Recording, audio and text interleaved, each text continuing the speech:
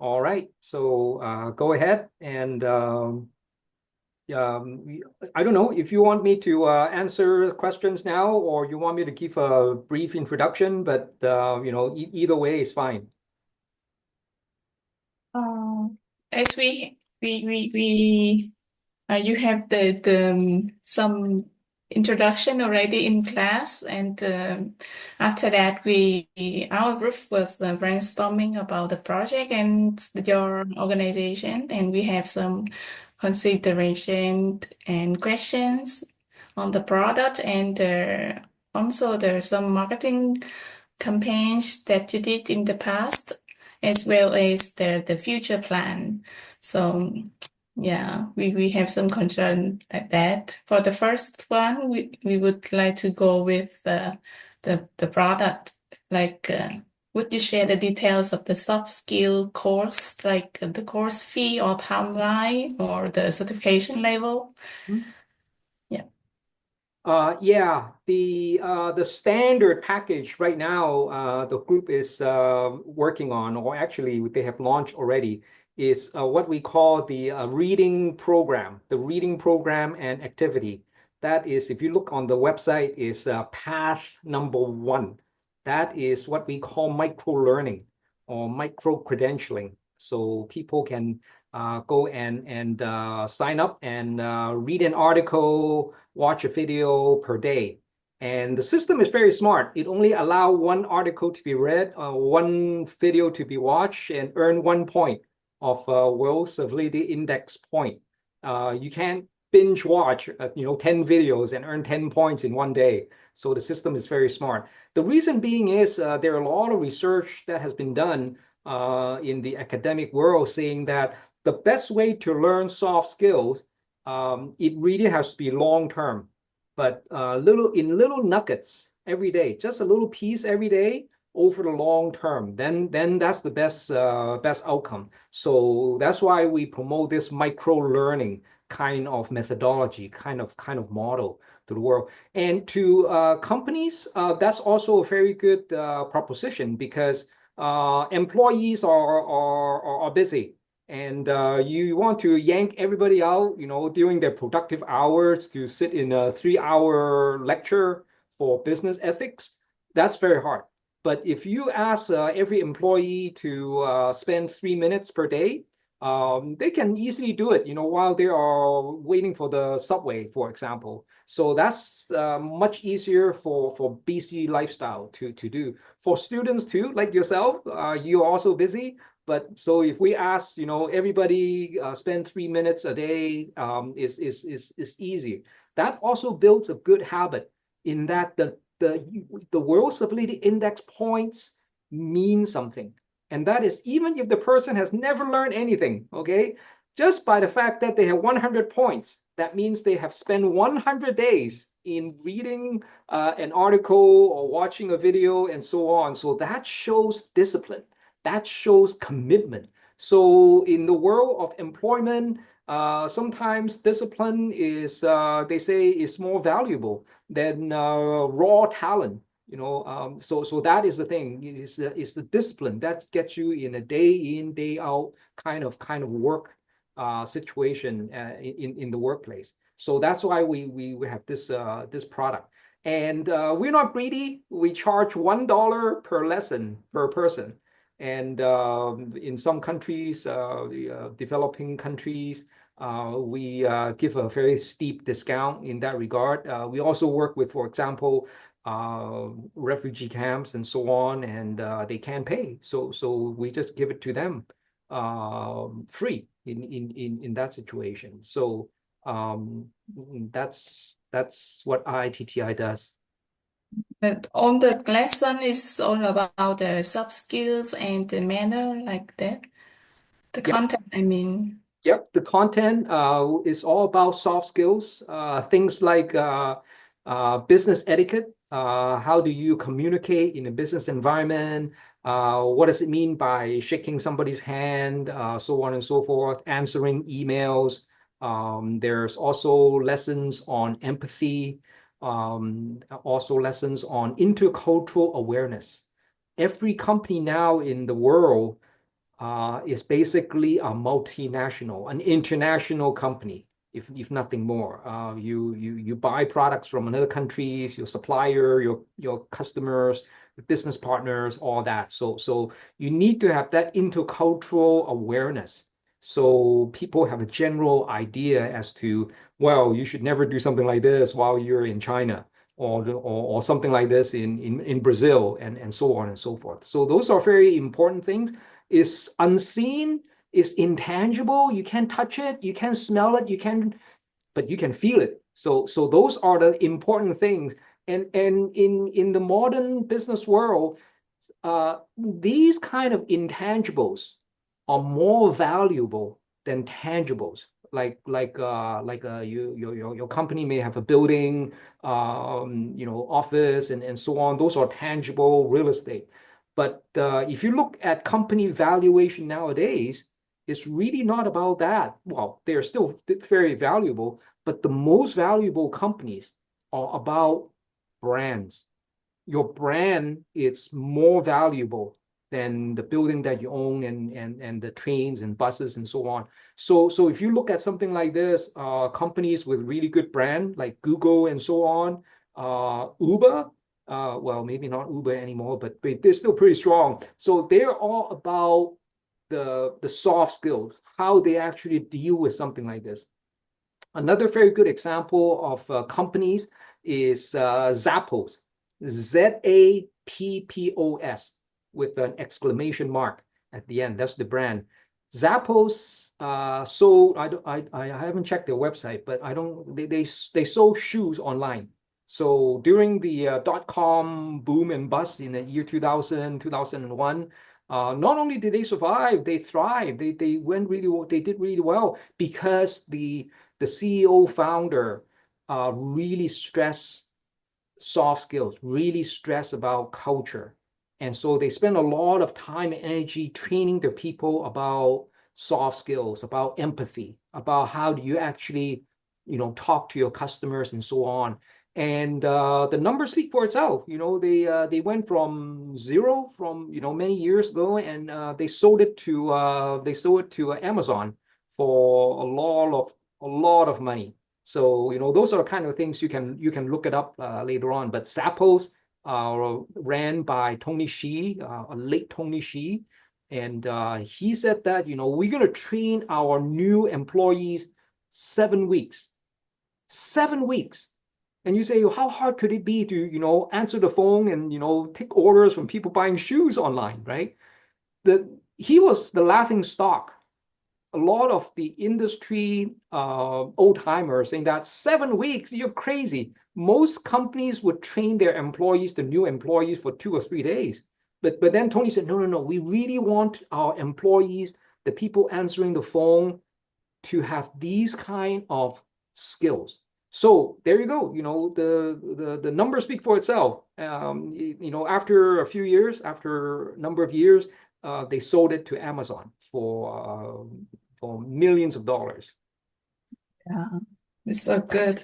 But sorry that I don't clear about the timeline of we should learn how many lessons or how many points that we should have, and Yeah. then The standard package has 30 lessons. So 30 lessons, so it's $30 per person. If you want to market it, you sell it to a company that has 100,000 people, 100,000 times 30, that's $3 million right there. So that's something that young people like you are approaching me and say, hey, Patrick, I want to go to this country, to advocate, to promote this IITTI. Can I do it? I said, yeah, sure. So you guys can make the big bucks and give me the $1 per student. That's the so after 3 lessons, and then we can do the test and get the certification. every lesson has multiple choice question. Uh-huh. So the person would have to watch the video and answer a question just to make sure they have watched it instead of cheating. So nobody can cheat. Mhm. And after 3 lessons, and then we can get the certification. You can get the point. And we give every user, every student their own special personalized link. So they can put that link into their resume and show it off to future employers, to school admissions and so on.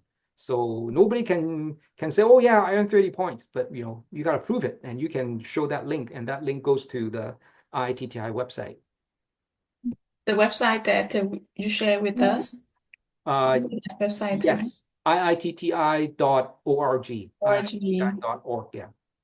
All the information and the lessons content is only of there, but we have seen the website, go through that, but couldn't find. Just I can do the sample test. Oh yes, Yeah, sample test. yeah. Let me You get a tell sample you, point.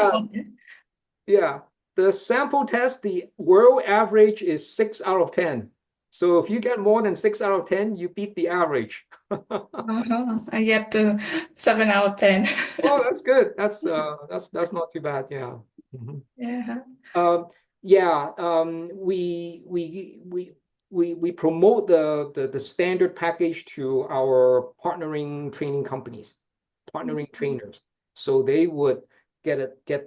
They also get their own what they call landing page. They get their own landing page, each of our partners, and they can cater to their customers in that regard. So IITTI by design, we're very small. We're just a little dot on the map, but we have many training companies as our partners, and they do the training. We do zero training at IITTI, but we are the credentialing people. We rubber stamp their training, so that when the training is done, the students get points.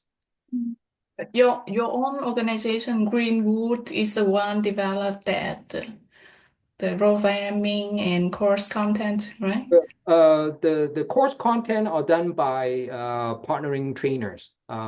Greenwood is an old company. We sold part of that to a multinational many years ago. And the remaining part, they continue and they help build the software for IITTI. So they're one of our supporters. Yeah. Okay. I think And Patrick, I want to know who is IITI's main target audience?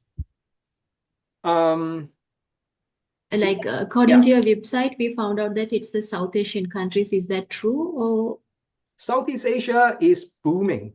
They okay. are a lot of high density population. 1.5 billion in what is it?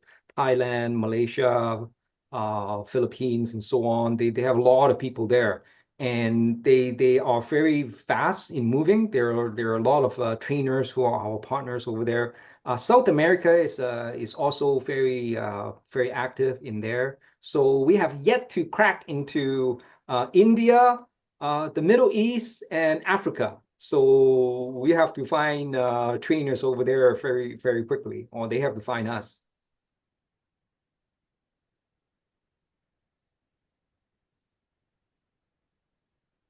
I'm Sherry, by the way. Hello, So, Jerry. yeah, so my question is actually because you mentioned earlier that right now your target is a standard package, right? The micro learning, right? So I'm just curious to know, so what are the past marketing campaigns or outreach activities that IITI has implemented? So say, for example, what channels do you use for marketing your company? Like, say, are you using the social media, or do you have any partnerships with other institutions or schools, something like that? Yeah, our marketing strategy is very simple. It's all about personal relationship. For example, our co-founders, I'm the odd man out. I'm the engineer, the computer programmer. But the other founders, they are all world-renowned trainers. So they're image consultants, life coaches, so on and so forth, for example. and they have built their business over decades. And so they work with companies, corporate training, and so on. So those are our immediate low-hanging fruits in terms of marketing. So now that's why I come to talk to your professor and you. It's how do we scale this? How do we, instead of based on this organic model that really works, what kind of marketing should we do? Social media, some people say SEO, search engine optimization, and so on. I already thought, we are doing well with SEO, with search engine optimization, but some of your colleagues are saying that, hey, no, Patrick, you're doing poorly. I said, well, what's the search term? The search term that we focus on is soft skill standards. So if you go to Google's, if you put in soft skill standards, we should be coming up on the first page, IITTI. So that's what we're thinking. We are the standard. A lot of people think, oh, no, soft skill training. We don't do any training. That's the thing. And we are not into certification. We're a standard. Every training organization, universities, and so on, they have their own certification. Unfortunately, that is not very friendly for companies. Companies say, okay, you get millions of companies out there, and all the poor human resource manager receives, say, 300 applicants for one job. And you got 300 resume, and you look at, well, person A got training, soft skill training from this, from Stanford University. Let's use an example. Excellent university and so on, but the poor human resource manager have no idea how big the program really is. He or she doesn't have time to look at every one of them and, oh yeah, Stanford is 3 days and McGill is 6 hours and training companies A is whatever. It's too many. The market is very fragmented. That is the main issue. Why soft skill training is so small in terms of all the training around the world. Yeah, it's a big number, but still, it's very small in that regard. And human resource people cannot use that because there are just so many different apples and oranges.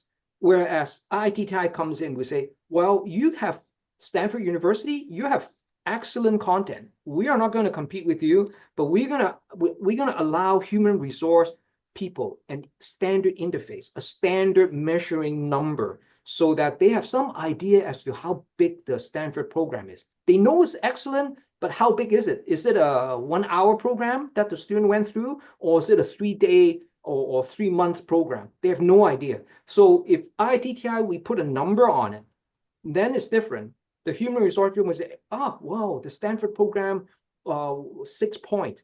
And something from UBC or from UCW is 5 points. They know the approximate weight of how big the program is, not necessarily how good the quality. Quality has to be good because IITTI will also have an independent vetting committee.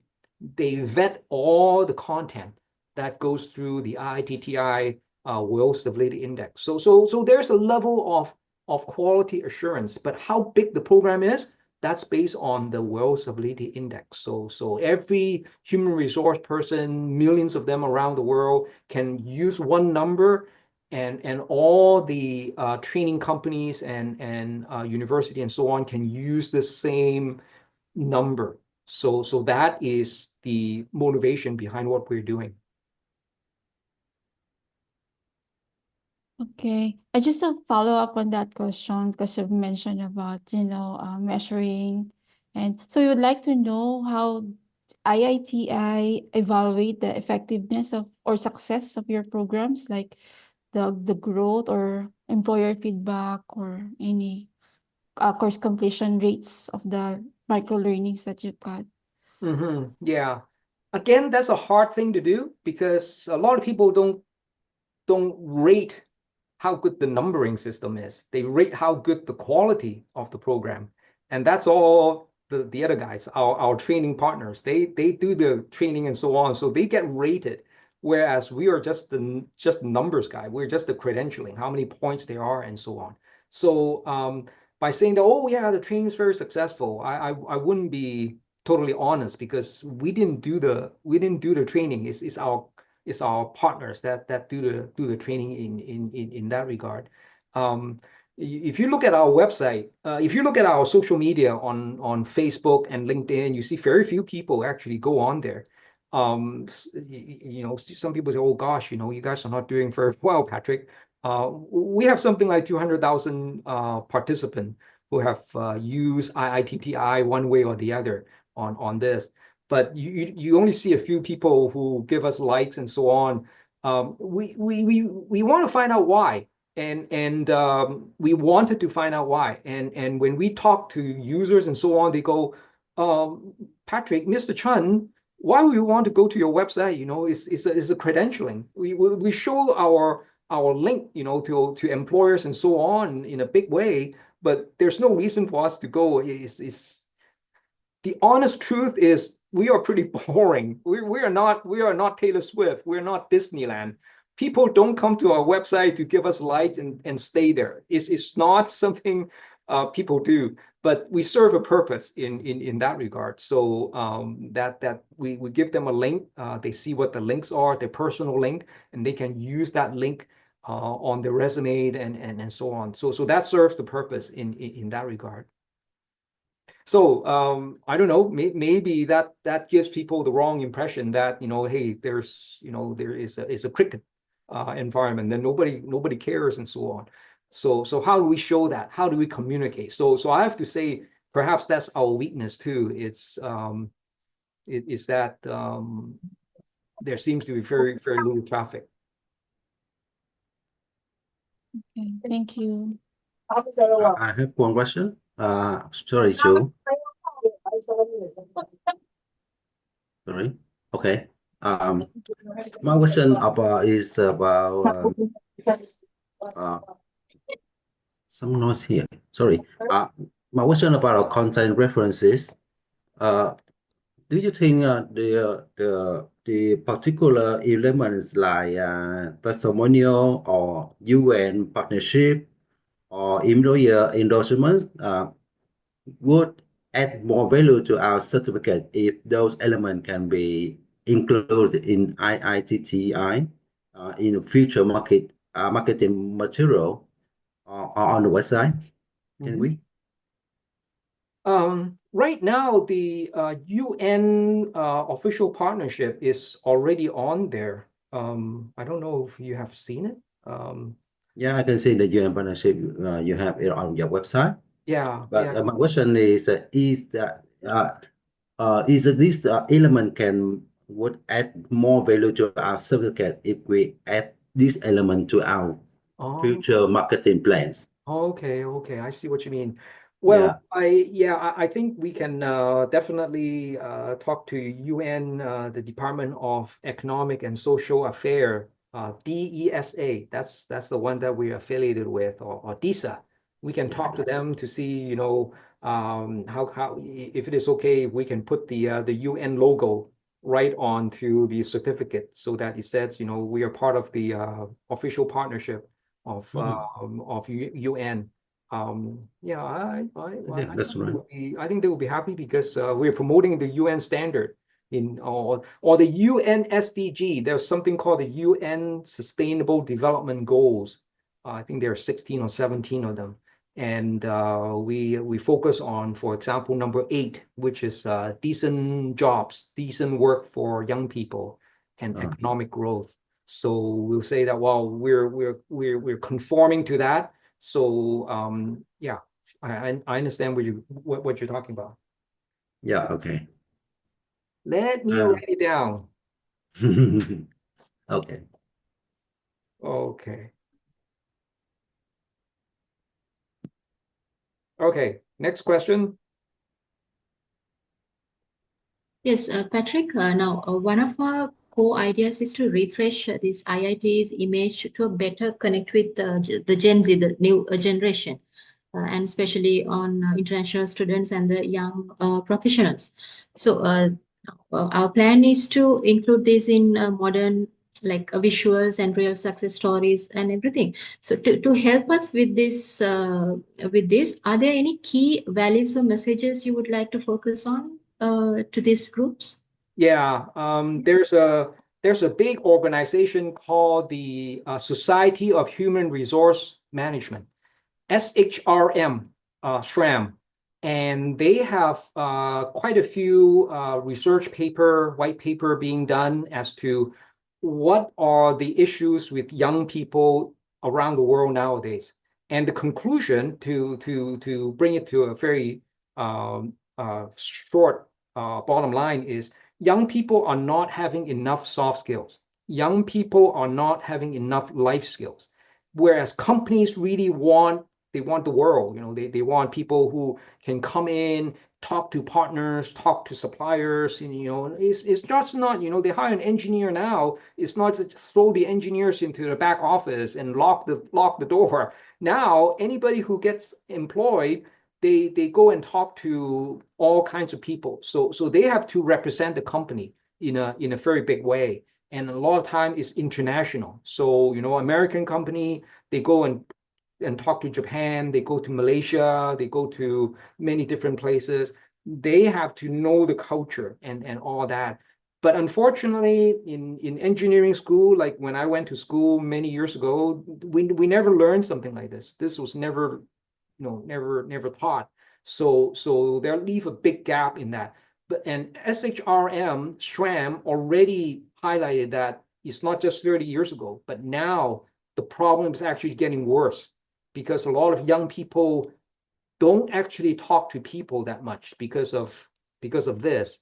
So that's a big issue. Is society is going one way, whereas company is expecting more. They want more and more. So the gap is getting wider and wider. Okay, thank you.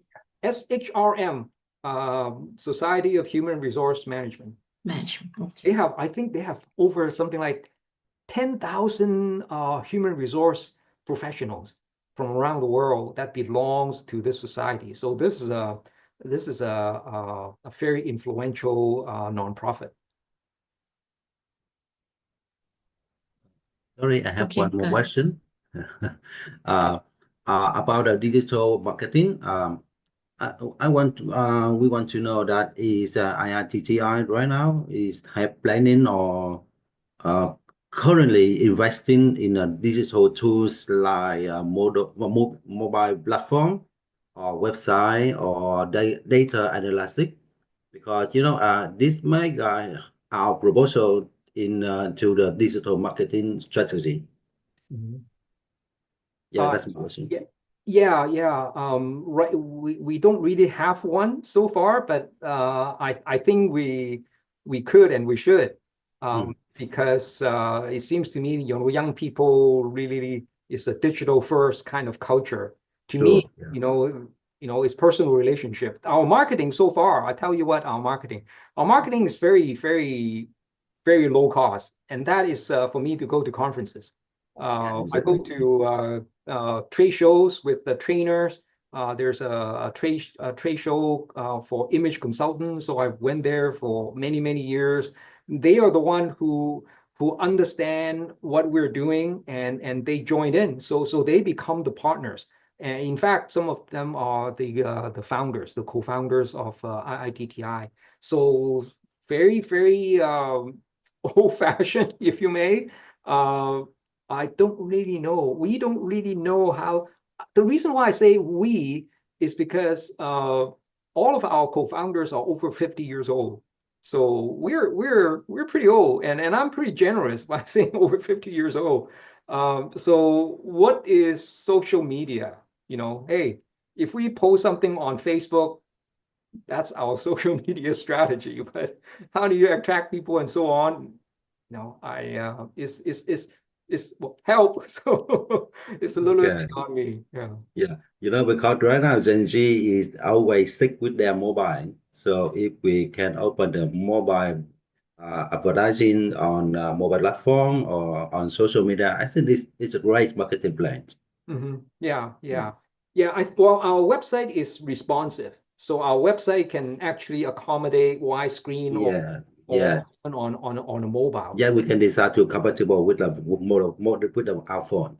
With the mobile platform, we have a lot of users already. Some of them really like it, but we always listen to people who are complaining. They're saying, "Wow, Patrick, your website looks like something from the government. It looks old. It looks." I agree. We want our website to look like a Yeah, government website. We know we are the standard. We are the Minister of Education. We're not the school. The schools go out and do the education and training. We're the Minister of Education. It's a different different level. I'm not saying that which is better or higher, but we're different. We serve a different purpose. But young people, they invariably have to come to the IITTI website to read the articles and so on. So we have to go with the flow. We have to, if we want to win more young people, 200,000 people around the world is really a drop in the bucket. There are just in Southeast Asia alone, there are already a billion or maybe 500 million young people. So 200,000 people is not even the rounding error in that regard. yeah. So my ambition is to someday all young people have to have something like this. Now I'm not being. Tell me if I'm being boastful, because there is something that is coming and it's called AI. AI is coming that a lot of young people now, you will be facing it in 5-10 years. And when jobs like accountant, lawyers, and even engineers and doctors are going to have less and less of them, what are we all going to do? What are the 7 billion people, 8 billion people around the world going to do when there are no more jobs in the traditional sense? Now, I'm very happy that, besides United Nations that we got accepted, there are 2 other organizations that accepted us and doing some wonderful thing with us. One is called the Presencing Institute. Presence, as in now. Presencing Institute is founded and funded by MIT. So these bunch of engineers running around, very smart ones, they are talking about soft skills, presencing, feelings, emotions. They realize that technology is not the one that is going to solve humanity issue. It's really about humanity solving humanity issue. So they have this Presencing Institute. You know what they talk about? They say, well, future engineers and designers, they have to have more empathy.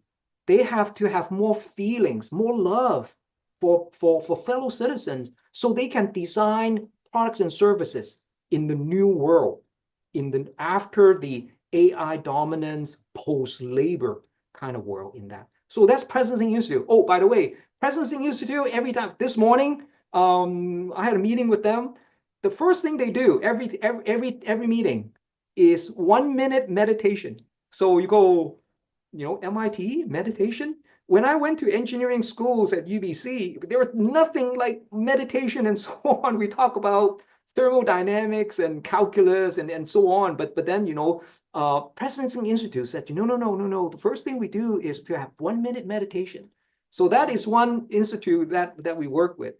The other one that we collaborate with is called IDG, Inner Development Goals. Now, you say, hey, Patrick, IDG, it sounds so simple, so familiar. It sounds like UN SDGs. And you're absolutely right. UN SDG is UN Sustainable Development Goals. IDG stands for Inner Development Goals. So Inner Development Goals is a reflection of SDG. SDG, the story, well, not a story, but the fact is, about a year and a half ago, the UN General Secretary, Mr. Antonio Guterres, they have a report saying UN SDGs, the UN Sustainable Development Goals, are 85% behind schedule. They have a 15-year ambition, the UN SDG, 2015 to 2030. 2015, 2030. Last year was what? 2024. It was kind of halfway. So halfway of this project, they themselves, UN, had a report saying they are 85% behind schedule. And you go, wow. So they are urging people, citizens of the world, to come up with better solution. So, the little IITTI from Canada, we raised our hands and said, well, we may have a solution.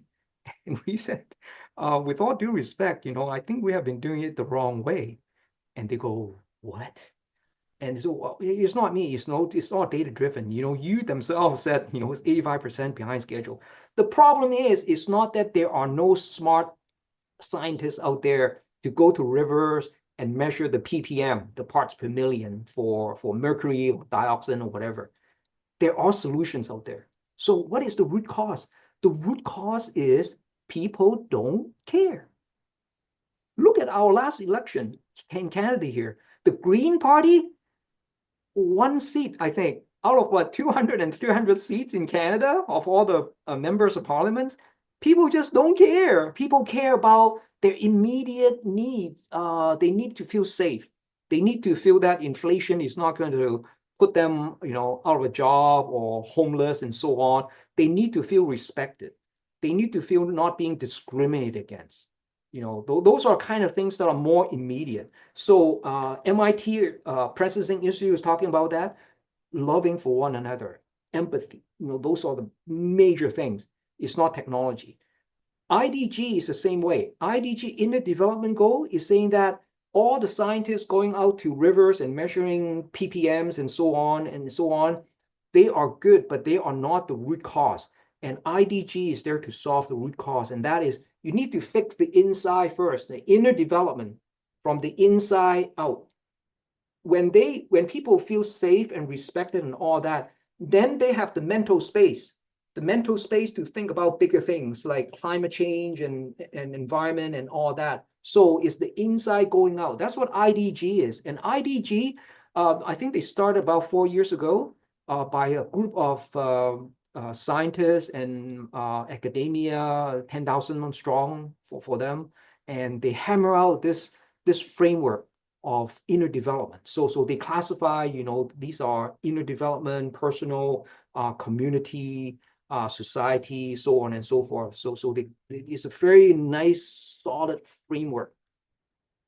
And I'm very happy to report that we got invited. And in fact, they're going to be writing a book, IDG. Oh, by the way, IDG was founded by Harvard University.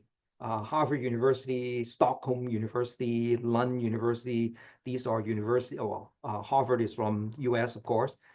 Stockholm and Lund, they are from Sweden. And with what I've learned is one of the corporate sponsor early on was or still is IKEA from Sweden. So those are the things. But IDG in Switzerland, the Swiss chapter is going to publish a book, and one of the chapter is about us. It's about the World Civility Index. So they're going to be launching it in about a few weeks. So last year I was very busy, helping them in editing my, our chapters and so on. The reason why they want to have us in their book is, they are big organizations. Right now, they are something like 30,000 strong around the world, professors, trainers, so on and so forth. They have the training, but how do you measure it? So that comes the World Civility Index. We are the little organizations that measure things. So they help us verbalize it. They say, well, Patrick, this is why we want you is the World Civility Index helps quantify the IDG. So there are big, massive training programs and so on. So after the book launch, I see that our group is going to be very busy to have a lot of these training companies and universities and so on wanting their programs having the World Civility Index credential on top of it. So it's all good. Those are the things that are happening. And the latest thing, I think I wouldn't be jumping the gun, is that there are groups that want us to start a hub, a World Civility Index hub in Dubai. So we're going to be maybe one day go to Dubai and have some work over there. And I invite all of you to think about opportunities. We have we have discussion groups on LinkedIn very recently, because some of your colleagues are suggesting that to me, saying, "Hey, Patrick, you should, how can we keep in touch with you?" And so I'll send that to your professor, and your professor can share it with you so that you can go onto our LinkedIn page and join those discussion group. You never know. There are projects coming up, and um, there might be opportunities. Good. If you can please share the link with us together with the recording link today.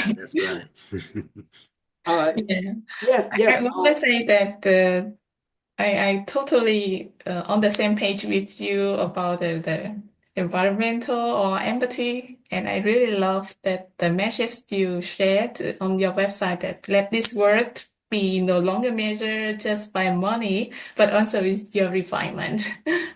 I really love that one. yeah, that is. I wish I can claim credit to that, but somebody in my group invented that. So I'm just borrowing that all the time. It's no longer just by how rich you are, but also how refined you are. So that could change the world. So that is something we're going to use in the Dubai center. Is we want to have, for example, UCW, MIT, Princeton Institute, IDG, from Harvard, and they all joined in, and we can create more content, videos especially, that are short, tear jerking. It has to be, people would cry after they watch. I'll show you later on. There are already videos like that. We already have contents like that really are moving. It's not an education of the mind. You may understand, oh yeah, you should not steal from your employer if you're working in a hotel and take those soap and towel, so on, right? People still do. Why? Because they don't have that gut feeling, oh wow, this is for my company and so on. Those are kind of things that people know, but soft skills is harder. Soft skills is really an emotional education. So it's not about educating the brain, but it's an education of the heart. So in Dubai, we want to have enough investors putting money in there so that we can have teams creating this kind of content with an academic rigor in the background, saying yes, these are solid, with theory back and data driven, so that all these kind of content can serve the world. Let's say we get all the universities around the world to have this standard package that I just talked about, and there are videos and articles in there that are really, really super advertisement quality.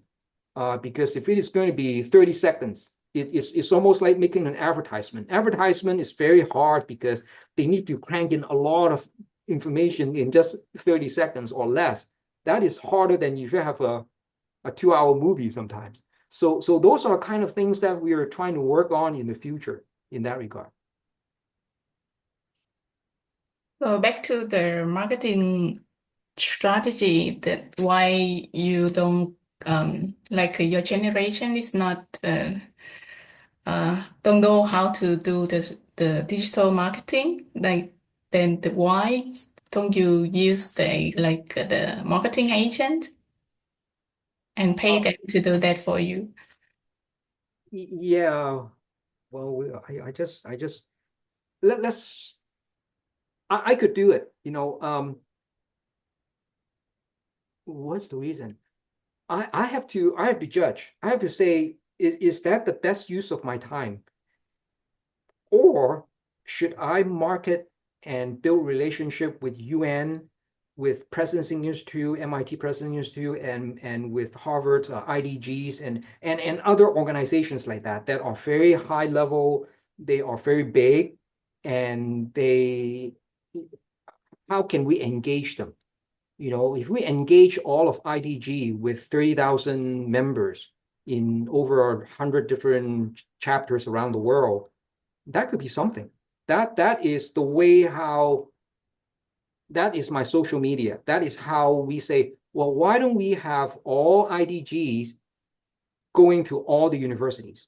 They have the clout. I don't. We don't. IITTI is small. But IDG, they have, very reputable educators, professors, and so on. Same with Presencing Institute.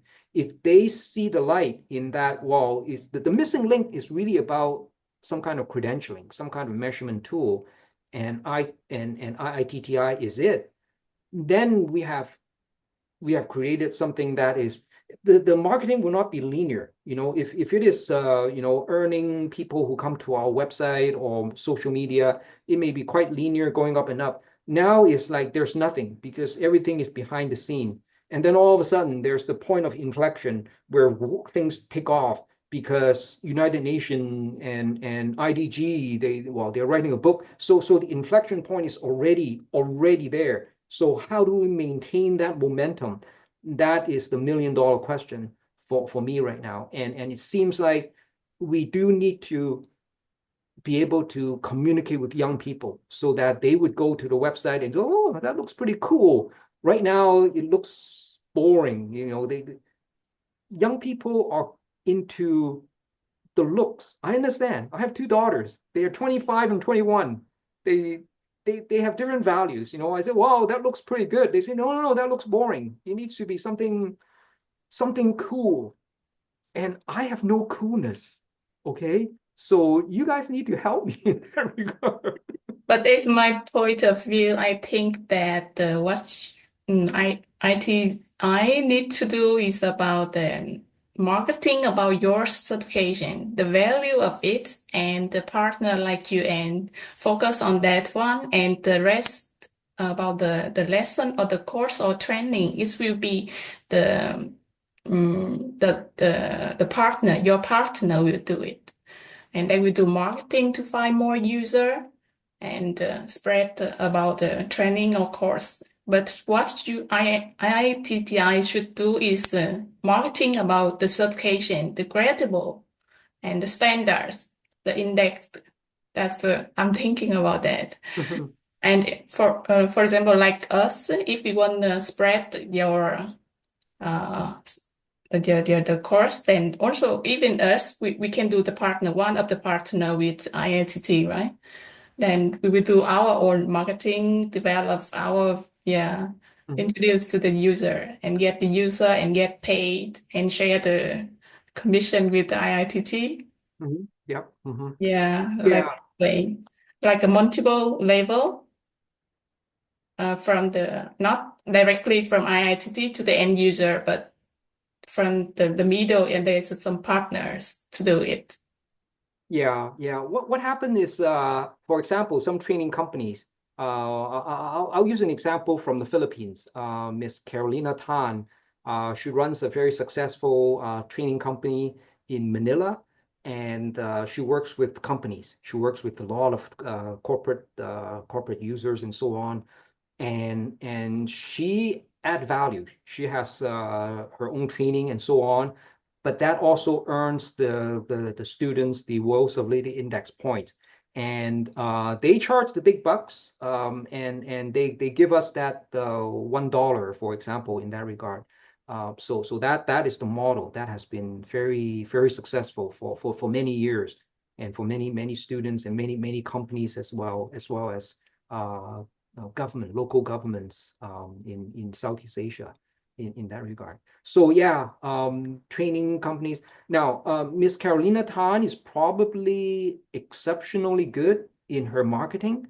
Most trainers are not marketers, and they focus on not marketing. They focus on the quality of their training. So you need to really have trainers who are professional trainers.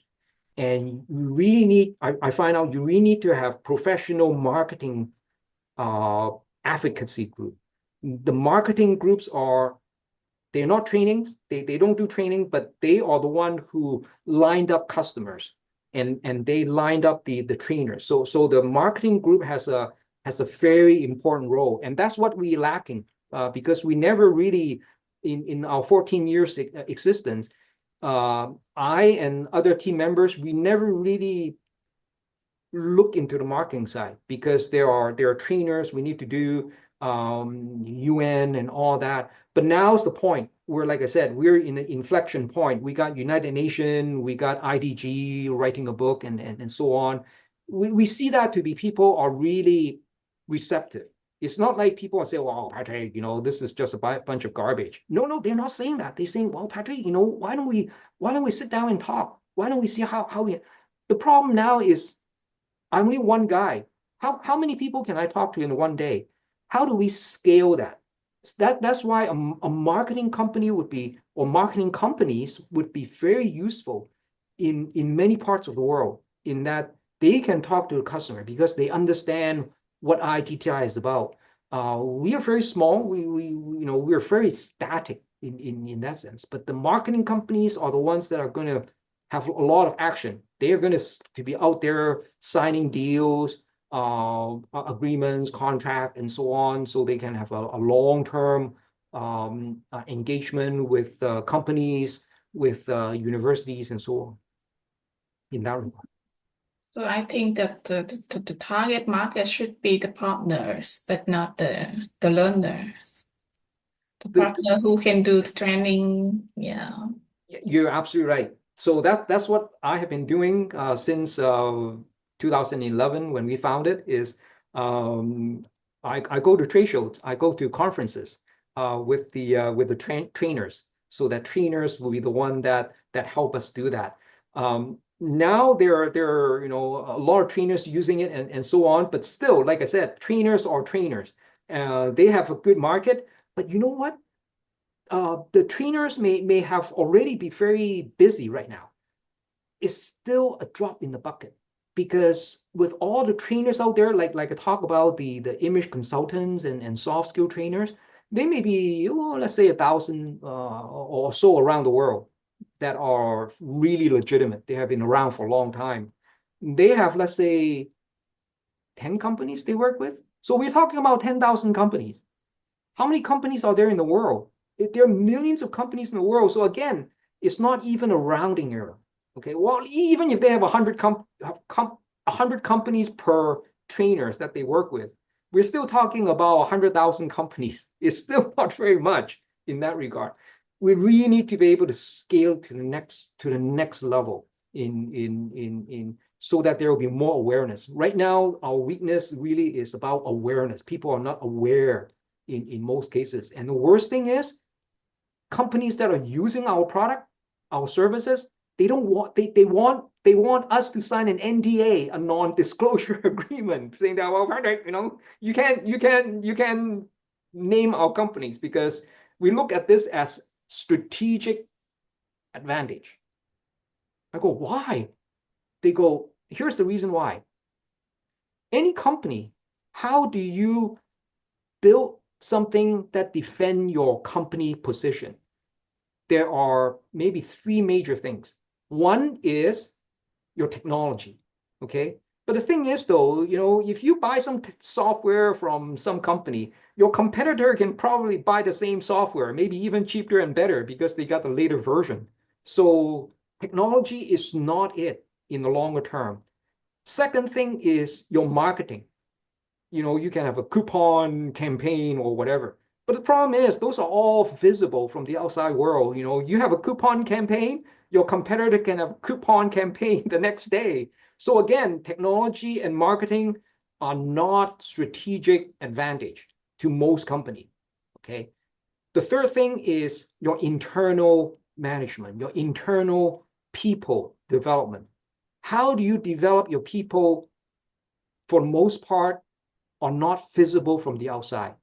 So if you train your people and say, wow, okay, how we train our people, we should all be careful who we speak to. The walls have ears. You don't want to tell people that you're doing this and that and that and that.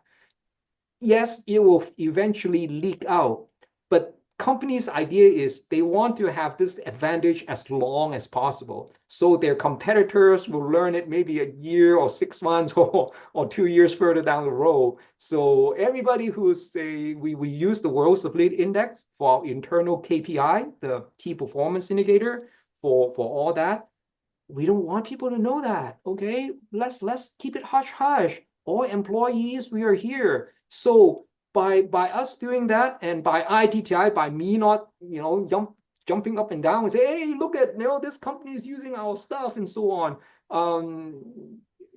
We are put in a difficult position. Now there are other companies like TikTok, they say, oh yeah, sure, Patrick, go ahead, just so the one of the managers, she took a video saying, oh yeah, I'm taking the IITTI exams and I'm going to get our people to use something like that. Great, so there are testimonials in that regard. So that's what the marketing scene is like. And so the marketing company in the future will be doing a lot of work that otherwise I have to do myself. And I'm pretty old.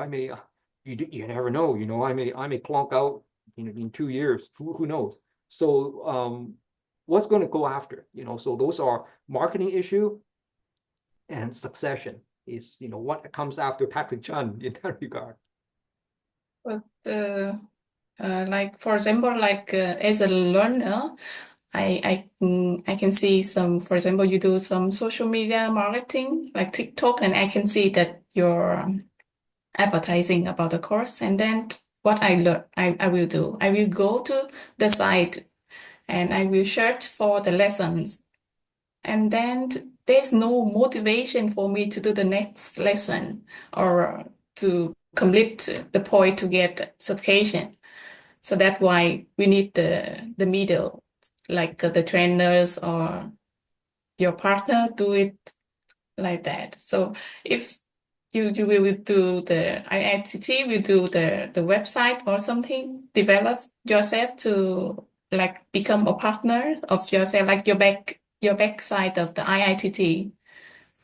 You will make the one organization to do it, or I don't know. What about your plan? Yeah. Well, you touch on something very, very, very difficult, but those are very poignant, very relevant points. It's always the chicken and the egg. Every CEO would say, yeah, our people are the most important, but very few actually put any money into long-term people development in a big way. So you say, why?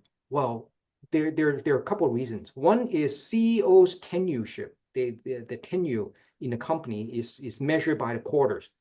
If they don't perform every quarter, every 3 months, their job could be in jeopardy. And soft skills, human development are a long-term process. It may take years to train people. So they won't do it. The second thing is they say, well, the minute I train them well, my competitors are going to poach them and steal my employees and rob me. And so they got something for free. And then I have to keep on constant training and I don't get the return. So those are major things. And that's why we are saying that, well, maybe university students can earn the points before they work for companies. So companies don't have to pay anything in terms of money and time in that regard.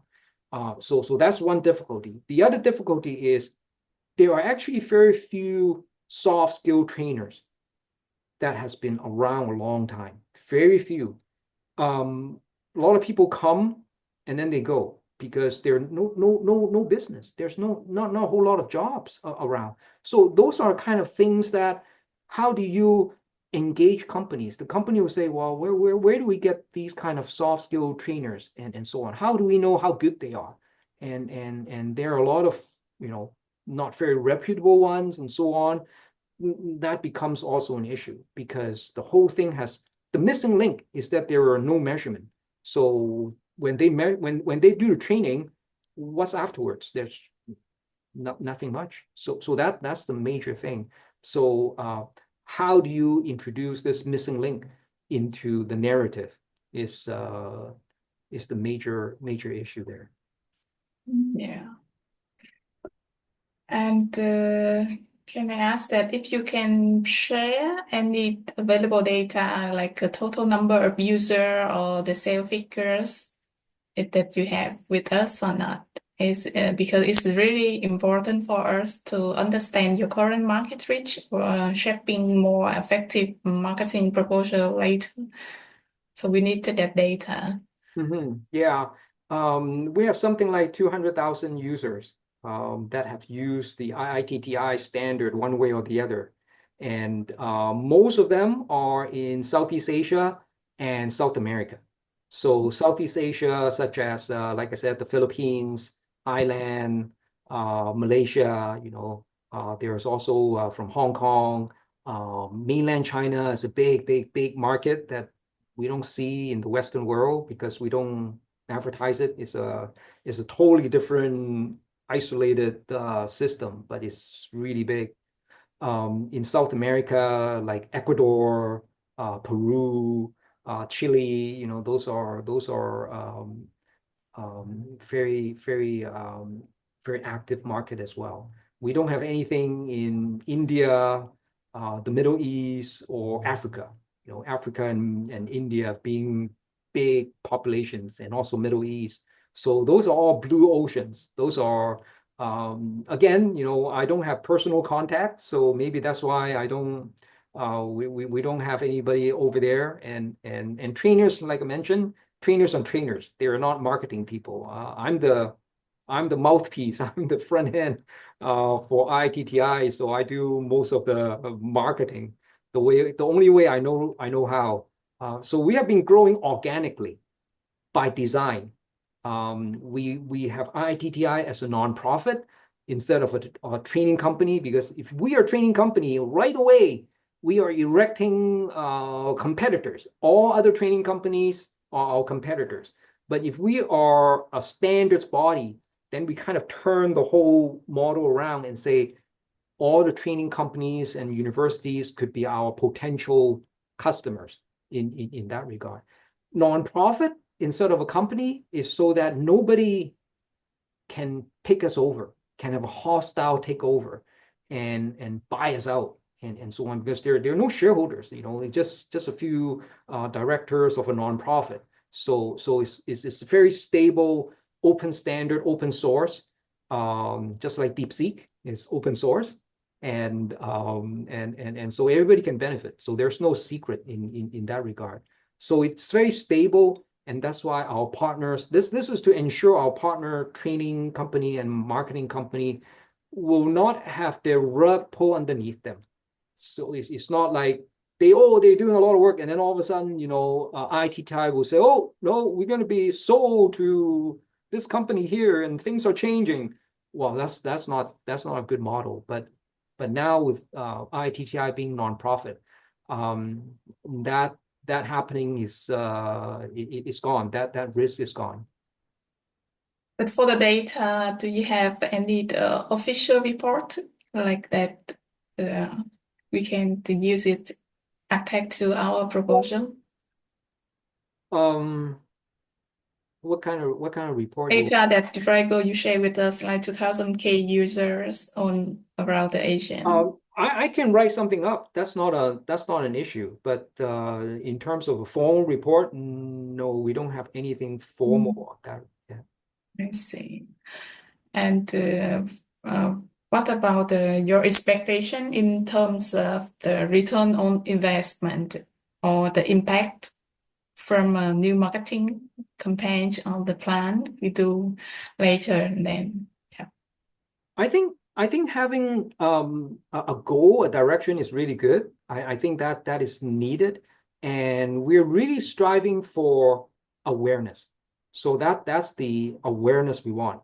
Awareness is, to me, is 70% of the game. Once we have people aware of something like this, the value proposition is fairly strong, at least in my mind. A no-brainer almost. But it's just that people are not aware of something like this. So that is one thing. In terms of numbers, I don't want to put any specific numbers on them, because it seems I think it's kind of artificial. It's just a number I picked. There's no. It's not like we have a track record of doing certain things, and now we're tweaking something, and then we'll see how much more, how much less we have. that would make sense when we're a very mature company. But when we're at this stage, even though we have been around for 14 years, I still look at us as something that is starting out. There are 10 steps to go. We have only taken one step, so there's still 9 steps to go. So we don't really have the data to say, well, what should be the future goal in terms of numbers.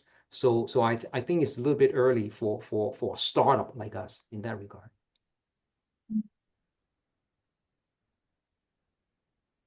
Yeah.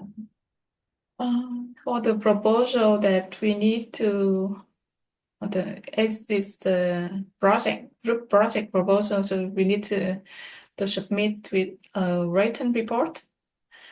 Yes, I would love to have a one-pager, not a 20-page white paper. The reason being is nobody's going to read it. Okay, this Yeah. world is nobody's going to read it, and there's no guarantee that the 20-page is not generated by AI. So it's unfortunate. And I'll tell you what's the concept I have. There's a UNGC, I may have mentioned, UN Global Compact, and they are 10,000 strong companies. Okay, 10,000 companies, and they're all rooting for the UN SDGs, the UN Sustainable Development Goals. And like the UN report says, they're 85% behind schedule, so they haven't been doing very much. I may get into trouble saying something like this, but it's not my words, so it's their words. The 85% behind schedule. So what if we have a one pager that would allow me to go to the 10,000 company and say, well, okay, guys, this is something that you can all use, and they read it and go, oh yeah, of course, we can do something like this. So that is one possibility of a deliverable. So that's one side is with the companies. The other side is with students. What if instead of going to the companies, we go to the students, because they have the real needs in improving their people skills.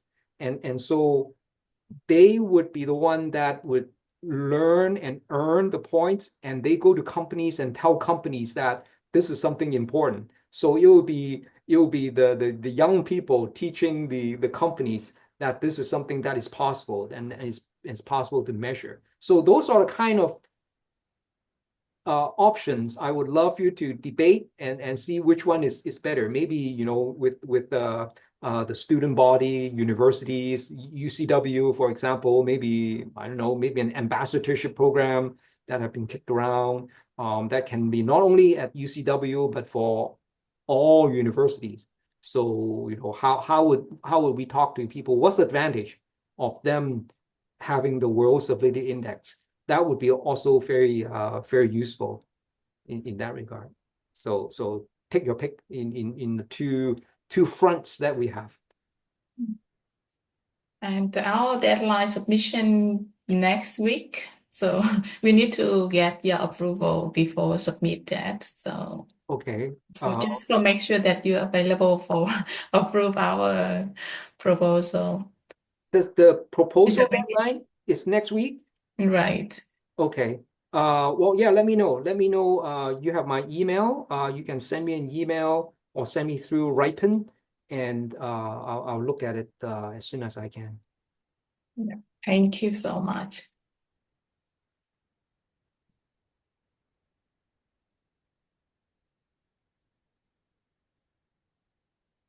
Okay. Any other questions, gripes, likes and dislikes? Tell me. I'd love to hear, any negative things that, we're not doing well, so that I can improve. Otherwise I don't improve. So I'm just flying blind. Honestly, I'm interested in this business, but looking forward for develop it is a challenge. Yes, it's a definite challenge. Depending on, well, if you're, I imagine most of you are international students. Yeah, right. Yeah. it's a golden opportunity, you know, from Canada, we have this World Civility Index, and going to your country, definitely I can share experiences, success stories from other countries, like I mentioned, Taiwan, Hong Kong, mainland China, Philippines. If you're from Southeast Asia, those are the countries that we have experienced. Yeah, And many. that's really be good for the marketing material about storytelling.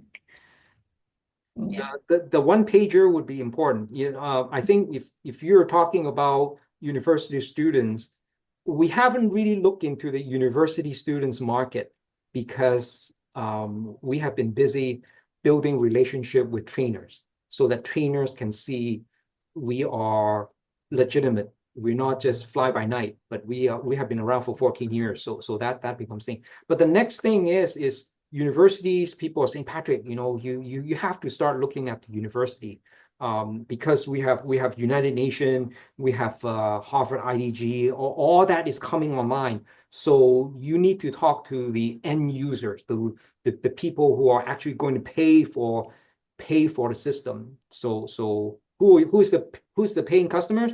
Is the end user, be it employees or students. But we think students are more important because they have the needs to have earned that skill so that they can jump from schools to the workplace in a big way. So that's a big change, and that's where the opportunity is.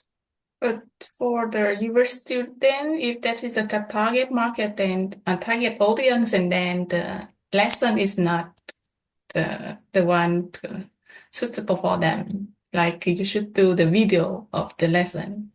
It's pretty good. It's better than they read The article, yeah, they have to adjust. So in time we'll have more content that are more specialized.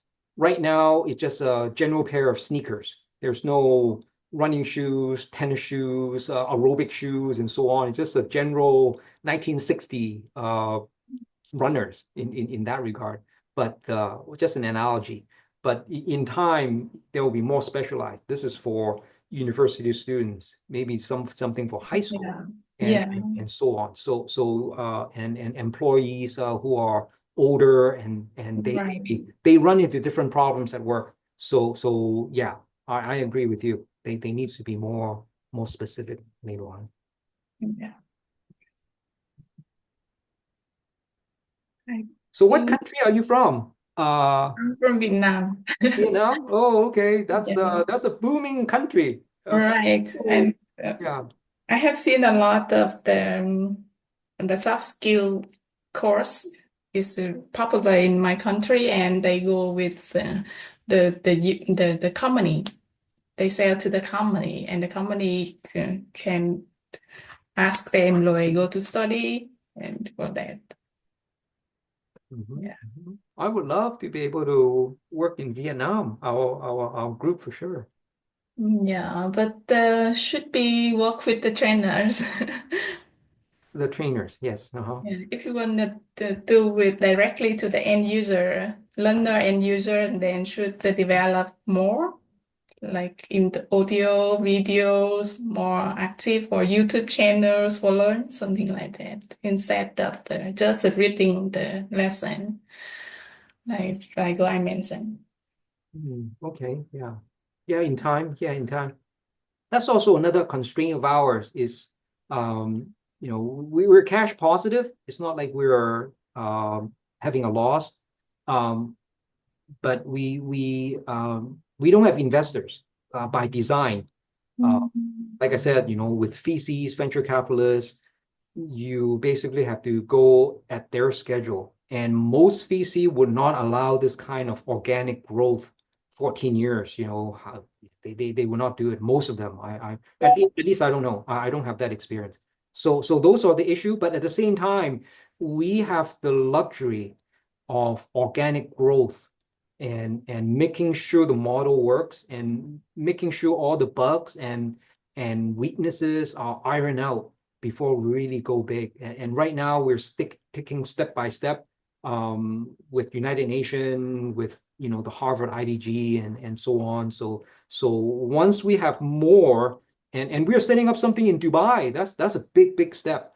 But still we're keeping a low profile in the background so that when the real marketing comes, it will be people like you, for example, who would do the marketing, getting all the attention out there in terms of the brand. We're not a brand, we're a standard.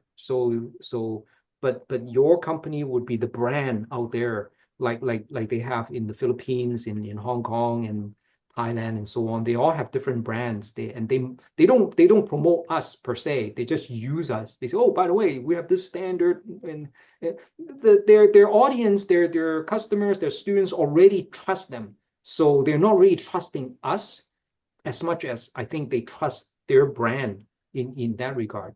It will be many years later that will trust the standard, because the standard is still very much unknown at this point. So each country, they adjust the program for match with their culture, or they just make one represent. The training company, they provide value added, for example, classroom instructions. They provide webinars, Zoom and so on, and it's a live instruction. So it's very much their culture, their local situations, and so on. And the reading material they get from IITTI and the videos are very generic. It's about empathy, it's about social etiquette and so on. So those are the distinction. Is the live trainer, the training company provide a lot of localized stuff, because there's no digital content like that yet. I can't provide all the different ones at this point. But in time, we're building that up. We're slowly building that up in time. And trainers going out there, one thing we share with the training companies is that don't talk about your quality as much as what the company needs. Companies now, there's something called ESG. I may have mentioned that. And ESG is environmental, social impact, and governance. And social impact is about developing people. So the human capital development is a big part of it. And in most countries, I would imagine, including Vietnam, all the publicly listed company, like in Shenzhen and Hong Kong and so on, all the listed company needs to have an ESG report. In Shenzhen, I believe they need to have an ESG report by next year, 2026. So all the companies are scrambling. They go, how can we create an ESG report? What do we do? So those are kind of things that are opportunities in the coming months and years, is that they need this kind of services. So there's a gap there. I said, well, then you as a trainer, in soft skill trainer, you can help companies in doing their human capital development, developing their human capital in having more empathy, having better manners, and so on. It's all good for the company culture anyway. So now with ESG, and ESG is a mandatory requirement. They need to have an ESG report, annual ESG report. So it's a recurring income for the training company. Every year you do the training, and the company can put that into their ESG report in that regard, together with the World Civility Index company average number. So if employees read and so on, we give the company an average. So if a company average is 30 points, that means on average, their employees, each of them, has done 30 points on a daily basis. So that is not just ESG. A lot of time ESG got complained because they say, wow, it's just the ESG manager writing this report. It's not really the company-wide thing. But with the World Civility Index, a company average means that average is all employees. They have to do something. And so this number could be very important for a company, so that when they put it in there, it's from us, it's a third party, and not from them, not from themselves, and so on. So it holds a lot of weight, and investors and so on have more trust in the company. And so those company stock prices goes up in that regard. Yeah. And do you think that Canada is a potential market? No, Canada is not. I'm gonna get into trouble with this. Do you know a singer called Bryan Adams, Canadian from Vancouver, called Bryan Adams? Maybe this is too old for you. He's about my age. He's 60 something. Bryan Adams once said, if you want to be famous in Canada, you have to be famous outside of Canada first before you come back to Canada. and it's very true. Canada is very conservative. We move very slowly. And so it's not a good starting point. Southeast Asia, from my experience, they run at light speed. And they say in Silicon Valley in California, where I used to live and work, they run at the speed of sound. Light speed and speed of sound is big difference.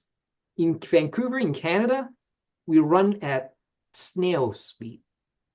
And so that's just the way how things are. It is, we are very laid back especially on the West Coast. Toronto is slightly faster and so on, but Southeast Asia, it's very fast. Right. Southeast Asia. I can see my country. Yes, Vietnam is the one of the centers of action. Yes. Yeah, I hope so. Really hope so. Oh, well, you're also from Vietnam. Yeah, I'm from Vietnam too. And Well, let me Patrick, know. I'm from Philippines. Yeah, Philippines. Southeast Understand. Asia. Southeast Asia. Well, since you guys are, from there, I think you can understand what I'm saying, because you have seen it yourself in Yeah, yeah, I believe that. Mm. And I believe that your website, the IITT website, should be redesigned for look more hooker, more attractive. Because when I look at your in the IITT website, it's very boring, actually. Honestly, Yes.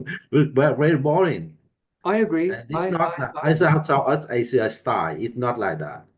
It's like a old man who designed that website.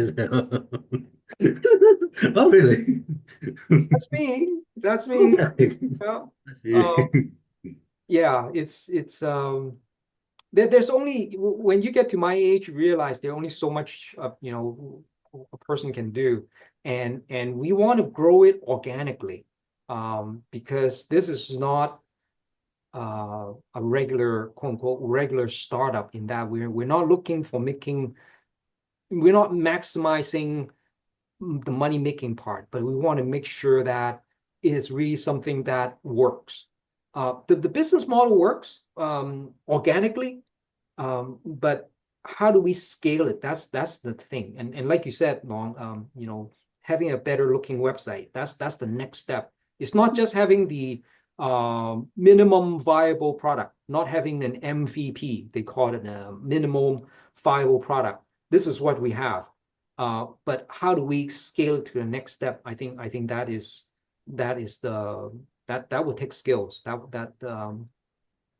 Let's see how much of those skills I have in that scaling up part.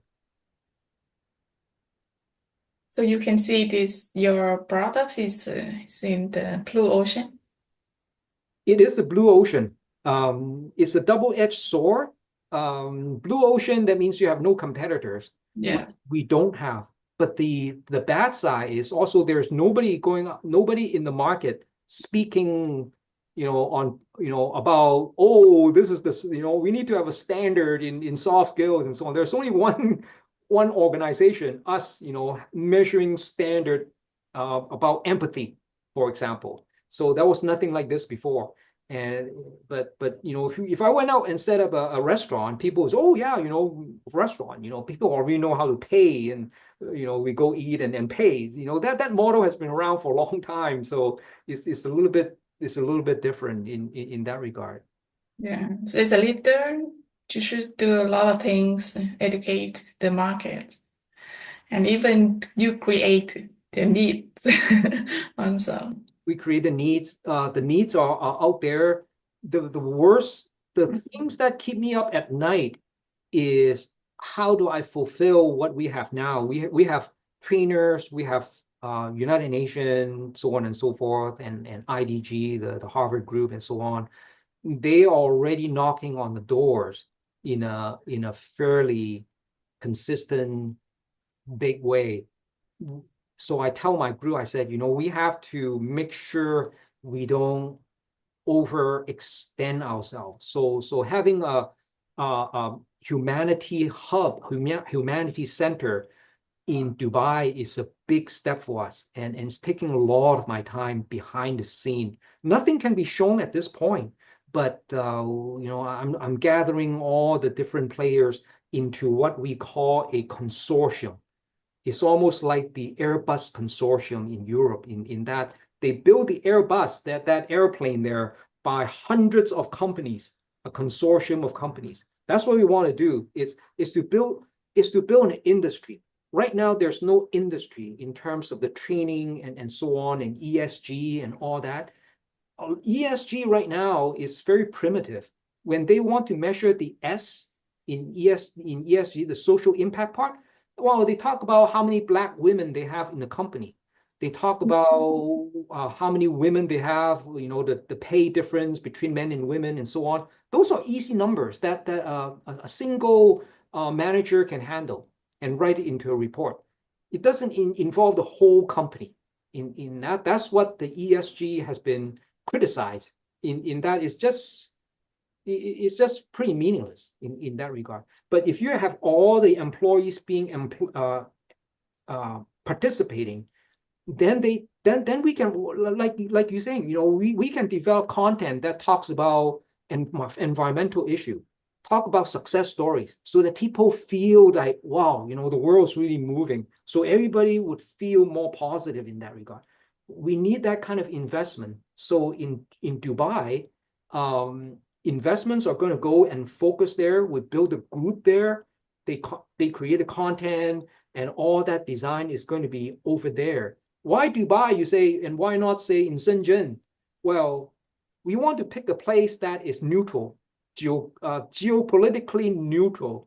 And Dubai, and well, they have some fundings, and they are they have money. They have money. They want innovations and so on. So if later on you set up some kind of company working with IITTI for Vietnam, you can. I would love to see you join and get something out of it in that regard. So the funding is there. I know there's funding also from other parts of the world, and so there could be co-funding, not only Dubai, but say from Shenzhen, from Shanghai, from California. Even though US and China, they are not well, by investing in Dubai, they put money in there, they all make money in that sense. So that's the new industry that now we have created a standard. The standard itself is not strong enough. We need to create the whole industry so that everybody can have a new kind of industry post AI. After AI is all here, and post labor, so there's no more jobs, no more traditional jobs. What are we going to do? So we are already working with the MIT and the Harvard group. There are new careers coming up. These smart people have already thought about what new careers are there. They even have names for it. It's like a doctor or engineer, and so they have new names. And in time I can share with you, what are new names, new work that is all based on people skills in that regard. So that's the exciting part. that you don't see, you won't see it on the website for quite a while, because how do you explain something like this? I took an hour and a half to talk to you about this. If I write it out, people may not read it. They may find it, like I said, boring and so on. But once they hear something like this, maybe from me, they would see that the energy is there, the vision is there, and there are people who really see, some very, very smart people around the world who are seeing that to be possible. And that's the hope. That's the hope that we can give young people. That, like my daughter said, my 25-year-old daughter, I said, whoa, hey, Allison, you guys could be living a long time, because biotech, with all the new biotech technology, you may be living to 100 and so on. And you know what she said? She said, Dad, I may not want to live that long. They don't have hope. They don't have hope. And that's the World Health Organization, WHO, already declared there's a mental crisis with young people. Not just mental issue, okay? It's mental crisis with young people. And my daughters, they are well adjusted, Canadian born and raised and all that. I take them camping every summer, so they live a good middle class life. And my wife and we're together, loving family, I would believe. Why would my daughter still think so negatively? That really scares me. That really scares me. Their resilience is very, well, I wouldn't say, I don't want to say that, but when my dad passed away a few years ago, Allison, my oldest girl, had a mental issue, mental breakdown. She, I think, stopped one semester at UBC, and she was taking medication. And I was away. I was on business outside the country. I didn't know that until my wife, many months later, told me Allison had this issue. And I go, whoa, I never saw it. I never saw it coming. Well, because I'm on the second floor. My parents live on the third floor.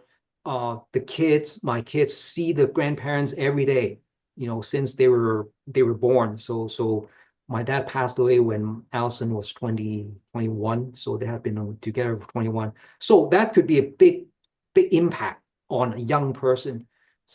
But those are the things, is the resilience. Why would they get so depressed, can't pull themselves out? It worries me in many sense. Not just my girls, but many young people are having this view. That is an issue. That's why they're not getting married. That's why in China, the birth rate in China, they drop off a cliff. South Korea, China, Japan, a lot of part of Europe, highly educated, affluent young kids are not having families. And I go, wow, to me, it's like you're missing part of humanity. You're missing part of the experience. I have to admit, when I was 21, 22, I didn't want to have kids. But after I got married, my wife said, we got to have kids. I go, whoa, okay, one kid. After one kid, my wife said, Patrick, we got to have two kids. Oh, I said, no, one kid is enough. She said, no, two, so that they have companionship. After we die, they have companionship. So when the first one was a girl, we said we want the second one also to be a girl, so that they be more, they have companionship and so on. But after two, I said to my wife, I said, wow, this is so wonderful. Why don't we have a third one? And my wife said, no, Patrick, this shop is closed. You want a third one? You got to find another woman. That was a joke, okay? That was a joke. But the thing is, though, I think my life changed when I saw my two girls coming out in the delivery room. When I see that coming out, it changes a person. So I'm not saying everybody has to have a kid, but I'm 65 years old. I said, that is part of life that I think it will be good for humanity and good for person. Now I care about my girls. I have something to look forward to. That's why IITTI is running the way it is. Is that I wanted to have something they will be living in a better world than something that right now the world's tearing each other apart. So we gotta somehow swing it back, and there are lots of people who want that swing to swing back. So it's the missing link of the World Civility Index. So there go my rant. I don't want to keep you too long. Are there any more questions? Dare ask any more questions? I think we asked a lot of questions. All right. We appreciate your time, Well, thank you so your much. insights and vision. I'll send this link to you. I'll probably download it from Zoom, and I'll upload it to YouTube, so you can all see it on YouTube and review if you need to. Okay, thank you so much. Thank you so much. Okay, bye bye. Bye-bye. Patrick, have a good day. Bye, Thank Cynthia. you. Have a good day.